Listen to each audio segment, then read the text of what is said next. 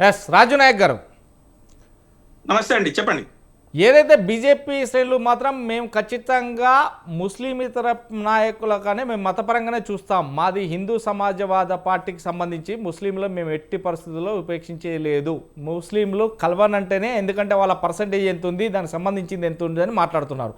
అంటే ముస్లింలను అంటే ముస్లింలను మాత్రం బీసీలలో చెయ్యము అంటున్నారు. ఇదే నేపథ్యంలోనే ఇప్పుడు కిషన్ రెడ్డి గారు మాట్లాడిన మాటే మా గతంలో బండి సంజయ్ కూడా మాట్లాడు, ఎందుకంటే 42% పరిస్థితుల్లో ఒకవేళ బీసీలో పెడితే బీసీలలో నుంచి వెళ్ళి ముస్లింలో తీసేస్తే బిల్లు ఖచ్చితంగా నేను పాస్ చేపిస్తా, ఖచ్చితంగా నేను చెప్పి అని కూడా ఛాలెంజ్ విషయం జరిగింది. అంటే బీసీలలో ముస్లింలు కలవడం అంటే దూదేకులు కావచ్చు, పింజర కావచ్చు, ఇలాంటి వ్యక్తులు కలవడం వాళ్ళు చేసుకున్న దౌర్భాగ్యమా, లేదంటే బీజేపీ శ్రేణులకు సంబంధించి అసలు ముస్లింలు అంటే వర్గపోరుగానే ఉందా? ఇది నేపథ్యంలో బీఆర్ఎస్ ఇక కాంగ్రెస్కు సంబంధించి కాంగ్రెస్ పార్టీ చేస్తుంటే కాంగ్రెస్లో సంబంధం లేకుండా ఎక్కడైనా కానీ బీఆర్ఎస్ మాత్రం దీనికి మద్దతు తెలపట్లేదు.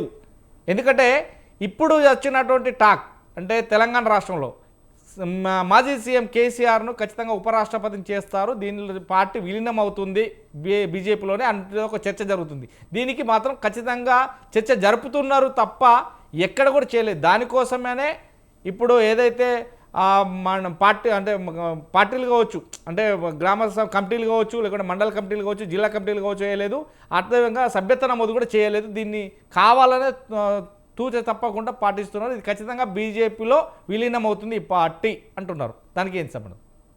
ఇప్పుడు చేతగాక మంగళారం అనే ఒక సామెత ఉంది మా తెలంగాణలో. అసలు విషయాలు పక్కన పెట్టి ఇక కేసీఆర్ పోయిండు, కేసీఆర్ అయిపోయింది, కేసీఆర్ ప్రభుత్వమే లేదు, కేసీఆర్ని ఏది కాదు అని చెప్పేసి మాట్లాడినటువంటి వాళ్ళే కేసీఆర్ ఇప్పుడు రాష్ట్రపతి, ఉపరాష్ట్రపతి, ప్రధానమంత్రి, ఇక ఏదో లేనిపోయినటువంటి తెలంగాణ ప్రజలకు గందరగోళపరిచేటువంటి వ్యాఖ్యలు చేస్తారు. నిజంగా ఒకవేళ కేసీఆర్ గారు ప్రధానమంత్రి అయితే, రాష్ట్రపతి అయితే మేము సంతోషం, ఇంకో 10-20 ఏళ్ల తర్వాత. అప్పటివరకు కేసీఆర్ గారు తెలంగాణ రాష్ట్రానికి ముఖ్యమంత్రిగా మళ్ళీ రేపు రాబోయే రోజులలో ఎన్నుకుంటారు. అది ఒక సబ్జెక్టు పక్కన పెడదాం. ఎందుకంటే భారతీయ జనతా పార్టీ ఈ భారతదేశానికి పట్టినటువంటి పెద్ద శని. నిజంగా చెప్పాలి అని అంటే ఈ భారతదేశంలో కానీ మనం ముఖ్యంగా తెలంగాణ ప్రాంతంలో ఉన్నటువంటి ఈ ఎవరైతే 8 మంది ఎంపీలు ఉన్నారో, ఈ దద్దమ్మ ఎంపీలు, లేకపోతే ఈ దురదృష్టవశాత్తున లక్కీ లాటరీలో గెలిచినటువంటి బండి సంజయ్ గారు కానీ, లేకపోతే కిషన్ రెడ్డి గారు కానీ, వీళ్ళు మరి వీళ్ళకి మెదడు తెలివి, మెదడు తలలో ఉందా, మోకాల్లో ఉందా, అరికాల్లో ఉందా అనేది అర్థమైతలేదు. ఎందుకంటే నిజంగా ఒకవేళ ముస్లింలకు చట్టపరంగా మీరు రిజర్వేషన్ ఇవ్వకపోతే మీరు అధికారంలో ఉన్నటువంటి రాష్ట్రాల్లో ఎందుకు తీసేలేరు, తెలంగాణలో ఎందుకు మాట్లాడతారు అన్న ప్రశ్నకు సమాధానం మీ దగ్గర లేదు.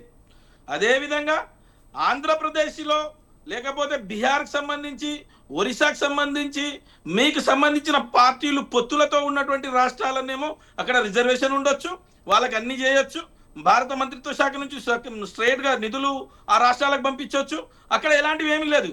కానీ ఈ దద్దమ్మలు ఎవరైతే ఉన్నారో, ఈ ఇద్దరు మంత్రులు, ఈ తెలంగాణ రాష్ట్రాన్ని పట్టినటువంటి శని, వీళ్ళకి ఏదీ చేత కాదు, ఏదీ చేత కాక, ఏవి చెయ్యలేక చచ్చుబడిపోయినటువంటి ముసలోళ్ళు. అది పాత కాలంలో ఒకటి ఉండే, అది శ్రీశ్రీ గారు చెప్పేది నాకు ఇప్పుడు గుర్తొస్తుంది ఒక మంచిగా. ఏమని అంటే ఆయన మహాప్రస్థానంలో పేర్కొంటారన్నమాట. ఏంటంటే అది ఇక నేను అది మాట్లాడితే బాగుండదేమో టీవీ డిబేట్లా. సో వీళ్ళు చెప్పేదానికి చేసేదానికి ఎలాంటి ఏమీ లేదు. వీళ్ళు ఢిల్లీలో జోకర్లుగా మాత్రమే ఉన్నారు. రాష్ట్రపతి గారిని నిన్న ఒక పార్లమెంట్ సెషన్ జరుగుతూ ఉంటే బండి సంజయ్ గారికి స్పీకర్ గారు ఒక మాట మాట్లాడమంటే ఆయన మాట్లాడలేక లేచి తత్త అంటున్నాడు. పక్కన ఉన్నటువంటి మంత్రి సాయమన్న చేయండి అని చెప్పేసి మాట్లాడుతుంటే కూడా ఆయనకి ఇచ్చే క్వశ్చన్, ఆయన శాఖకు సంబంధించిన క్వశ్చన్ కూడా సమాధానం చెప్పలేని దద్దమ్మలు, నీచులు, నికృష్టులు, తెలంగాణ రాష్ట్ర పరువును పోగొడుతున్నటువంటి వాళ్ళు. నేనేమంటున్నా, భారత రాజ్యాంగాన్ని ఒకవేళ మీరు చదువుకోకపోతే మీ వెనకాల ఉన్నటువంటి వాళ్ళు చదువుకున్న వాళ్ళదన్నా మీరు కొంత వాళ్ళ దగ్గర నుంచి సమాచారం తీసుకొని మాట్లాడాలి. లేకపోతే తెలియకపోతే తెలిసి మీకు తెలియదు ఏంటంటే 2014 నుంచి నరేంద్ర మోడీ గారు, అమిత్ షా గారు వేరే రాశారు. అదేంటంటే అదానీ అంబానీ అని. దాని ప్రకారం వీళ్ళకి తెలివి ఉండదు. దాని ప్రకారం వీళ్ళైతే ఓన్లీ భజన బాయ్ చేయాలి. ఇద్దరు మీరు చెప్పిన బండి సంజయ్ రాజు నాయక్ రైట్. అందుకొరకు నేనేమంటున్నానంటే, మీకు సుప్రీంకోర్టు దిశానిర్దేశం ఉంది, భారత రాజ్యాంగం చెప్తుంది బీసీ రిజర్వేషన్ పెంచుకోమని చెప్పేసి. నీకు రాజ్యాంగంలో ఆర్టికల్స్ చెప్తా ఉన్నాయి. వేరే ఇప్పుడు ఒకటి ఈడబ్ల్యూఎస్ లో రాని బాధ నీకు ఇక్కడ ఎందుకు వస్తుంది? ఈడబ్ల్యూఎస్ ఉన్నత వర్గాలకు, ఈడబ్ల్యూఎస్ లో కూడా ఎంత కొత్త ఇదంటే జోక్ ఏంటంటే దాంట్లో మళ్ళీ ఎస్సీలకు, ఎస్టీలకు, బీసీలకు దాంట్లో రిజర్వేషన్ లేదండి. ఈ ఈడబ్ల్యూఎస్ సంబంధించినటువంటి రిజర్వేషన్ మీరు దేశవ్యాప్తంగా ఇంప్లిమెంట్ చేసుకుంటారు. కానీ తెలంగాణ రాష్ట్ర ప్రభుత్వం ఏది పంపించినా, తెలంగాణ రాష్ట్రంలో వరదలు వచ్చినా, తెలంగాణ రాష్ట్రంలో ఏది వచ్చినా కేంద్రం నుంచి మాత్రం మనకి ఏది మద్దతు లేదు. ఇదే కేంద్రంతో ఈయన దోస్తి కడతా అంటాను, ఇదైతే మేము లక్షల సార్లు కలుస్తా అంటారు. ఇది భాగ్యమైనటువంటి పరిస్థితి అంటున్నా. పెద్దలు సంధ్యారెడ్డి గారు ఒక మాట అన్నారు, మాది మంచిది, మాది మేము దళితులకు, గిరిజనులకు, మేము బీసీలకు మేము మంచి పెద్దపీట వేస్తున్నామని. నేను నిజంగా ఒకవేళ సంతోషం మీరు వేస్తే నేను ఒకసారి లెక్కలు అడగదలుచుకున్నా. ఒకవేళ బీసీలకు మీరు నిజంగా 42% రిజర్వేషన్ కల్పించాలని చిత్తశుద్ధి ఉంటే మంత్రి పదవులల్లో 42% రిజర్వేషన్ ఎందుకు ఇవ్వలే? ఒకటి. రెండు, నా ప్రశ్న, గిరిజనులు ఈ తెలంగాణ రాష్ట్రంలో గిరిజనులు 60 లక్షల మంది గిరిజనులు ఉన్నారు. తెలంగాణ రాష్ట్రంలో 62 లక్షల మంది గిరిజనులకు మీరు ఇప్పటి వరకు కూడా మంత్రి పదవి ఎందుకు ఇవ్వలే? 1980 నుంచి 1952 నుంచి ఎన్టీ రామారావు నుంచి ఈనాటి వరకు కూడా గిరిజనులు లేని మంత్రిత్వ శాఖ, గిరిజనులు లేని క్యాబినెట్ లేదు. కానీ తెలంగాణ రాష్ట్రంలో ఈరోజు దౌర్భాగ్యం ఏంటంటే 60 లక్షల మంది వాళ్ళ ఓట్లతోటి గద్దెనెక్కి ఈరోజు గిరిజనులకు ఎందుకు మంత్రి పదవి లేదు? గిరిజనులు మన మనుషులు కాదా? ఎస్సీల గురించి వస్తా, ఒక్కరైనా నిజమైన ఎస్సీలకు మంత్రి పదవి ఇచ్చిరా?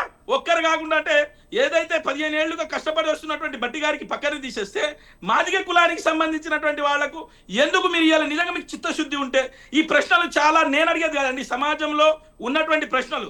బీసీల పైన చిత్తశుద్ధి ఉంటే మంత్రి పదవులలో ఎందుకు ఇవ్వలేదు? ఎస్సీల పైన మంత్రి పదవి, ఎస్సీల మీద చిత్తశుద్ధి ఉంటే ఎస్సీలకు ఎందుకు ఇవ్వలేదు?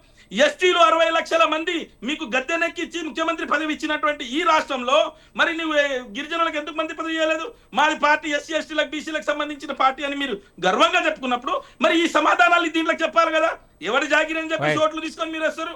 ఇది ఇంకొకటి ఏంటంటే బీసీలకు సంబంధించి ఈరోజు చర్చ, కిషన్ రెడ్డి గారు వ్యాఖ్యలు. కిషన్ రెడ్డి గారు నిజంగా నీకు దమ్ము ధైర్యమే ఉంటే ఇందాక 1931లో చేసిన జనాభాకు సంబంధించినటువంటి బేస్డ్ గానే మండల్ కమిషన్ రిపోర్ట్ ఇచ్చింది. మండల్ కమిషన్ రిపోర్టు ఎంత దౌర్భాగ్యం అంటే ఆనాటి నుంచి ఈనాటి వరకు ఎవరండి కేంద్రంలో అధికారంలో ఉన్నది? ఈ దౌర్భాగ్యమైన 2 కేంద్ర పార్టీలకి, జాతీయ పార్టీలే కదా. ఎందుకు బుద్ధి రాలేదు? ఎందుకు బీసీలకు అడగదొక్కుతున్నారు? రాజు నాయక్ గారు, సంధ్యారెడ్డి గారు లాస్ట్ 1 మినిట్, మనకు టైం లేదు. సంధ్యారెడ్డి గారు, ఎట్లా 42% బీసీలకు రిజర్వేషన్ కాంగ్రెస్ పార్టీ కల్పిస్తానన్నా కానీ ఇక్కడ తాస్కారం అడ్డుపడుతుంది. ఎందుకంటే ఆల్టర్నేటివ్ జారీ చేసినా కానీ అది విగ్గిపోతుంది, అది కాదు. కానీ పార్టీ పరంగా మాత్రమే 42% ఇస్తామంటున్నారు. ఎంతవరకు కరెక్ట్ అవుతుంది? దీన్ని ఎలా ఎదుర్కోగలుగుతున్నారు? తప్పకుండా ఈ బిల్లును మేము 100% 42% రిజర్వేషన్ ఇప్పించడానికి పోరాడతాం.